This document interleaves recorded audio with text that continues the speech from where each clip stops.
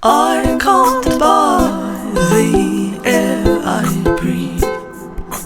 I can't buy the trees. I can't buy the deepest seas. But it don't matter, 'cause they're there for free. Welcome to Around the World. Oops, I just got to change my video a moment.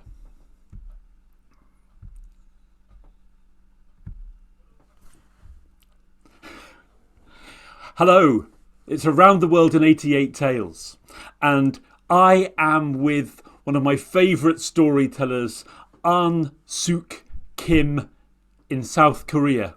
Hi Sook, how are you? Hi, it's nice to see you here around the world 88 tales. Thank you. Brilliant that you've joined us, Sook. It's amazing how the Royal Albert Memorial Museum magic carpet can transport us in an instant. I'm here in Exeter, in the southwest of England, and you are right across here in South Korea. And Yes. we're having a conversation. Yes. Wonderful. So, Sook, I'm going to show you an artefact from this fantastic museum in Exeter, and I'll tell you a story, and you can respond by telling another story about the object from the museum, or maybe something that my story makes you think of. But before we begin, can I just ask you to introduce yourself? Tell us about you as a storyteller. Hi, my name is An-suk Kim, and I live in Daegu, South Korea. From Seoul, 3 hours by car. And I'm retired last year after COVID-19 from my educational business. And now I started my new career as a storyteller. I could tell stories in Korean very well, but in English, I'm just still beginner. And I had David's Crest called workshop, and I learned a lot to use storytelling into English education. I hope to introduce Koreans' soul and spirit and their culture, wisdom, humor through storytelling to the world storytelling community. That's my ambition. That's absolutely brilliant. I look forward every month at the World Storytelling Cafe to when we meet storytellers across Asia and Australasia. And every month you astound me with your stories from Korea. I absolutely love the stories that you share. So I'm really looking forward to today. So are you ready to meet a very special artifact from Exeter's RAMM Museum? Let me introduce you. So, watch this screen behind me. So, a short time ago, I was in the museum. Wow. That's me and the tiger. And this tiger has been in the museum a very long time. It was donated to the museum, and I can tell you that this tiger was shot by a king. Kings and queens don't go round shooting tigers anymore. That would be very wrong. Tigers are protected species in great danger. But even 100 years ago, tigers were being hunted, big game hunters, and brought back as trophies. And many tigers were shot. And this one was donated to the museum. It was preserved, worked on by a taxidermist, preserved beautifully, and is one of the large animals. And, particularly children. I think everybody are astounded to see the tiger. I always have to go and look at the tiger very close to. And I think tigers feature in many Korean stories, because I'm going to begin by telling you, everybody, a story that comes from Korea, and I learned this story from a woman called Un-ji Cho. And Un-ji Cho studied English with me several years back here in Exeter. So, hi Un-ji, if you're watching this. I think you know this story, An-sook. I think this is a popular Korean story. So I'll tell a story, and then will you tell a story in response? Fantastic. Long, long, long ago, when only stars lit up the sky, there was a woman who lived with her little boy and her little girl at the top of a mountain in a little house. They had very little. And one day she said to her son and daughter, "I must go and work at the bottom of the mountain, but this evening I will return with my basket, and I will have 3 rice cakes, one for me, one for you, my son, one for you, my daughter. But whatever you do, don't open the door to anyone, because in the forest there are tigers."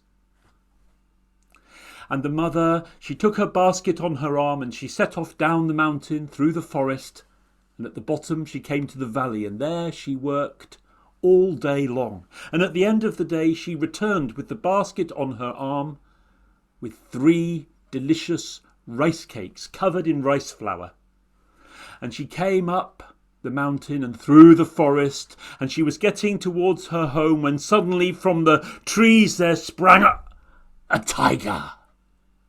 "Old woman, I am hungry. I am going to eat you." "No," said the mother, "I am a small woman. I will give you my rice cake, see?" And she took 1 rice cake out of the basket. "You can eat this instead." And she threw it in the air, and the tiger jumped, caught the rice cake, and devoured it. The woman hurried on towards her home. But in a few moments, the tiger ran beside her, jumped in front of her, said, "It wasn't enough. I'm going to eat you." "Ah, then I will give you the rice cake that I was going to give my daughter." And she took the rice cake. "Take this instead," and flung it high into the sky. The tiger leapt and caught it in his teeth and swallowed it down. And the woman hurried on. But soon the tiger was next to her again. "Not enough, not enough. I'm going to eat you up." "No, no. Oh, my son's rice cake. You can have it, you." And she threw it as high as she could. And the tiger sprang as high as the sky. And she ran on. But you know what? Do you think the tiger?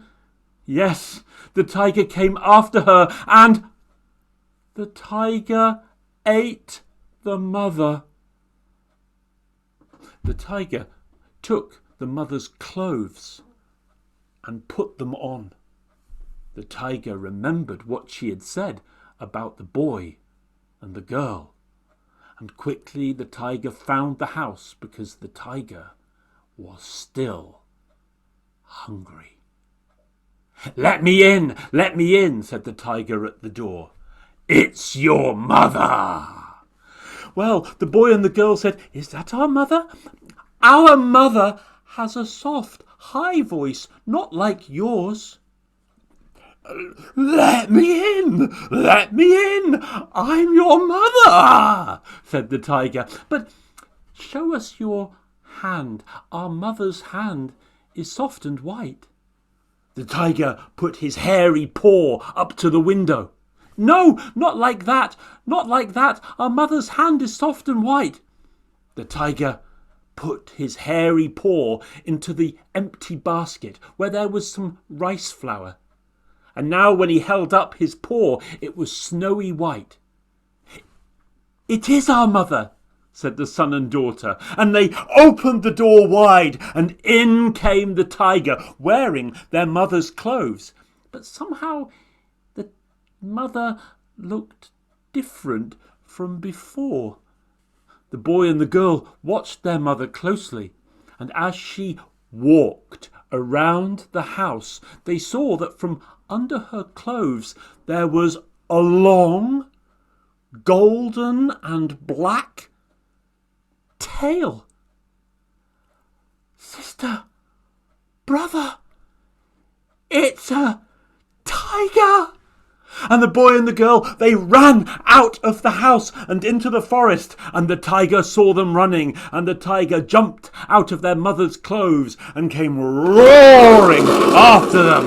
I'm going to eat you. The boy and the girl, they ran down the mountain. They came to a tall tree above the well where they fetched water. They climbed into the branches of the tree, higher and higher, to escape from the tiger. The tiger reached the tree and looked around.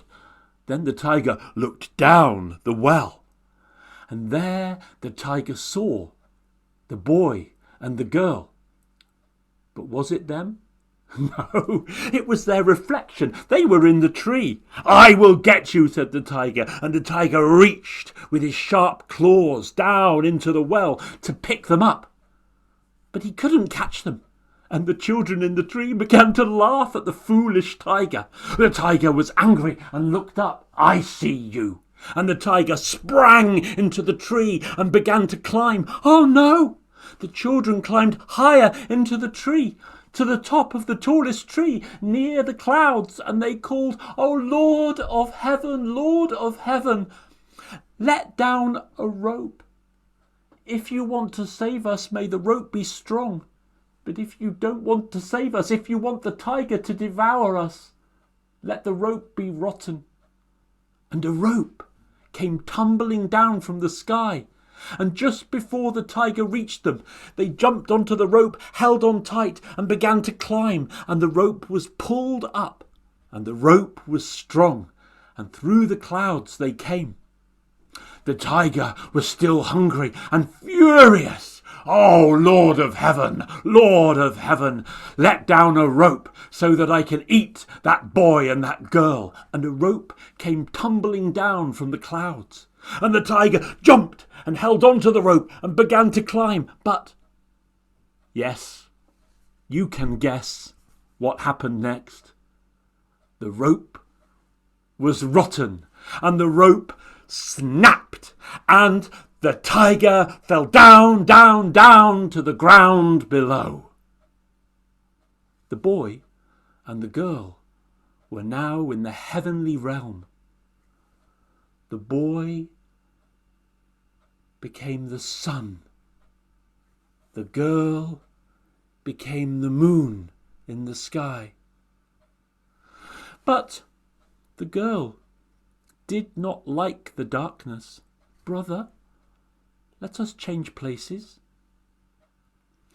So the boy shone as the moon at night, and the girl rose as the sun in the sky.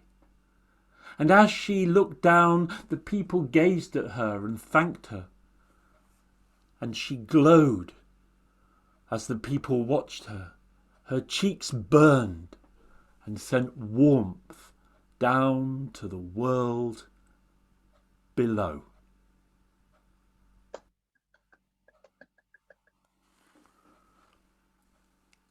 Sook, I think you know this story about the sun and the moon and the tiger? Yes, all Koreans know that story, from younger children to old grandma. It's a kind of Korean soul story. A soul story, and such a beautiful story. Yes. So It's a when you myth. heard Korean me telling that, sorry? Korean myth. A Korean It's a myth. kind Yes, of- it's not just a folk tale, it's how the moon and the sun came to be. So it's much more than a folk tale. So I'm just looking what people are saying in the comments at the moment. What a beautiful story, says Percy in Brazil. And oh, I really love this, says Suheda. There's a similar version in Turkey. Yeah. Wow. Sasha, you told that in colour. Perfect. Thank you so much for your comments. Let's hear your story, Sook. Let's hear your story. My story is The Rooftiles and a Tiger. In Korean, 호랑이와 기왓장. Fantastic. Tiger, You said roof tiles. roof tiles. Wow. 기왓장. Yeah. Tell us your story. Yes. Once upon a time, 옛날에, on a hot summer day, a salt peddler was walking along a mountain trails.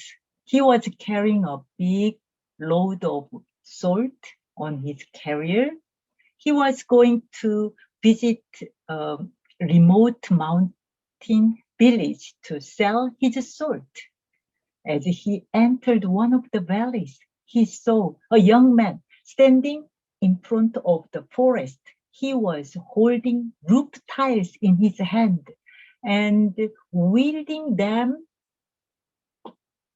towards the forest. And his whole body was moving like dancing. The salt peddler was curious, so he came closer and asked, "Hey, young man, why are you doing that?" "To make money." "How could you make money with that?" "You know, if you wield these roof tiles, then soon the gold coins will be rolling out from the forest." Gold coins? Now the salt peddler was curious. He desired gold coins. So the young man said, "Would you like to try this?" "Sure, let me try." So the salt peddler put down his carrier and took the roof tiles in his hand and began to wield. He didn't notice how fast the young man disappeared. So he kept wielding and watched the forest, something, coming out, but nothing. He was disappointed. Soon his arms aching and his legs aching, but nothing, no gold coins. So he thought, "Oh, what a fool I was. He was a liar. I only wasted my time." So he stopped wielding and put down the roof tiles on the ground and turned around. Just then he heard rustling sound from the forest. So instantly he expected, "Oh, now gold coins pouring out." So he just turned back. Roar! The huge, ferocious tiger was coming out from the forest. Slowly, but his mouth wide open and its eyes glaring at the salt peddler. The salt peddler, terrified, and just picked up the roof tile again and wheeled crazily in front of the tiger. Surprisingly, the tiger slowly walked back and disappeared into the forest. The salt peddler was relieved, and he put down the roof tiles carefully and turned around again. Roar! The tiger jumped out of the forest and walked toward the salt peddler, and the salt peddler picked up the roof tiles again and wielded crazily. Now the salt peddler realized his dilemma. He should keep wielding the roof tiles. If not, the tiger will gobble him up. What should he do?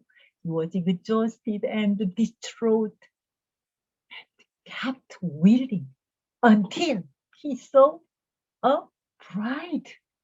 A groom was passing by. The groom was carrying a big basket full of food, rice cake, and wine. He was visiting his bridegroom's parents. So the salt peddler called out, "Hello, young man." So the groom, "Did you call me?" "Yes. Would you like to try this? Wielding the roof tiles?" Then the gold coins are pouring out from the forest. The groom also desired gold coins. So he said, really? Sure. If not, why do I this? Try. You don't have to lose anything. The groom put down the basket and took the roof tiles from the salt peddler and began to wield. The salt peddler quickly took his carriers and ran away. But the poor groom, he was holding the roof tiles and wielding it and watching the forest, gold coins, expecting gold coins, but nothing. So he realized, oh, what a fool I was. I was fooled. And he put down the roof tiles and turned around. You can expect what happened. Roar the tiger again. And the groom just picked up the roof tiles and wheeled the roof tiles in front of the tiger crazily. And this kept on going. In the meanwhile, the salt peddler just visited the remote mountain village and finished his business. He sold all the salt. And on the way back home, he was curious. What happened to the groom and the tiger and the roof tiles? So he just went to the forest again. And in the distance, he saw a monk with a bamboo hat, big bamboo hat. We call it sakka. So a monk with a big bamboo hat, he was holding the roof tiles and his backpack was up and down as he was wielding the roof tiles up and down. And as the salt peddler approached, the monk called out, 여보시오, 소금 장수! Hey, Mr. Salt Peddler, 이리 좀 와보시오. Come here. If you wield these roof tiles, then the gold coins will be pouring out from the forest. 이 기와장 좀 흔들어 보시오. 그러면 저 숲에서 금화가 쩌르르 흘러나올 것이요. The salt peddler smiled at the monk and said, no thanks. I've done enough and I don't want the gold. You take it all. And the salt peddler walked away. We don't know what happened to the tiger and the roof tiles and the monk. Maybe still somebody was holding the roof tiles and wielding them crazily in front of the forest. It's my story. Wow. I bet someone is still there right at this moment in front of that forest wielding roof tiles just to keep the tiger at bay. Absolutely fantastic story. So there's so much humour in a lot of the stories that you share from Korean culture, Ansuk. Absolutely wonderful. And as I was saying at the beginning, so many stories in Korea, but also in the whole of the east and the south of Asia, have the tiger as being very frightening, maybe almost an enemy. But of course, we need to rethink the role of the tiger because they're in such danger today. And one of the roles of the museum is education and educating people of all ages and backgrounds about, conservation as well. So there's a lesson to be learned. We mustn't shoot tigers. No more. Fantastic. That was absolutely wonderful. I'm just going to have a look at what people are saying on Facebook. About the story. Oh, Poonam in India is saying Ansuk is at her best. Thank you. Fantastic. What a clever tale, says Sue. Mukwa in South Africa. Very nice story, says Suheda. Oh, another tiger, says Percy. Fantastic. People are really enjoying that story share. Thank you so much, Sook. And people, you can watch this as a recording. You can share it with your friends.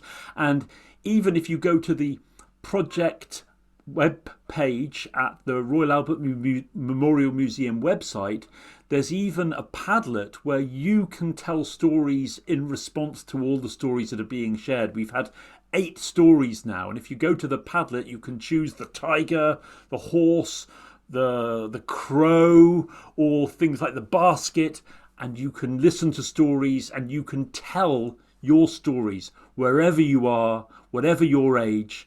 Share a short story and comment on other people's. Fantastic. So looking forward. Next week on Thursday, there's going to be more story shares. We're going to, I think we might be going to, certainly to Jean Hale in New York in the USA. And I think we might also be going to Kenya. Oh, we'll have to check. See where we're going next week. Thank you so much for now. Sook Kim, my favourite storyteller in the whole of South Korea. Thanks very much. Bye-bye. Yes. I can't buy the trees. I can't buy the deepest seas. But it don't matter, 'cause they're there for free.